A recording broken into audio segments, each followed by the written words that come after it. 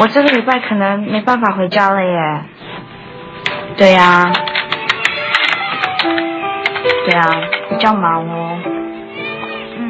爸爸的背是我回家经验里最深刻的记忆。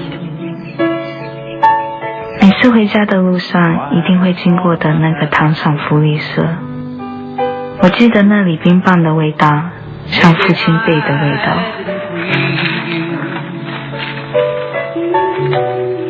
他总是坚持要接我回家。后来我在台北念书，放假回家，他也一定要来接我。住小孩。你怎么来了？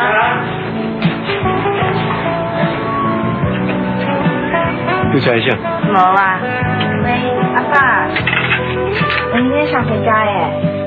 不用了，我买车了。我第一次开车回家。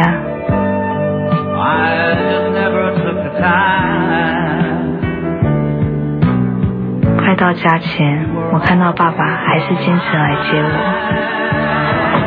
爸，那你就要来接我吗？可以等多久啦？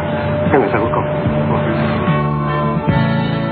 You were always on my mind. 我想，他是怕我忘了回家的路吧。30汽车全省164个家，欢迎您随时回家。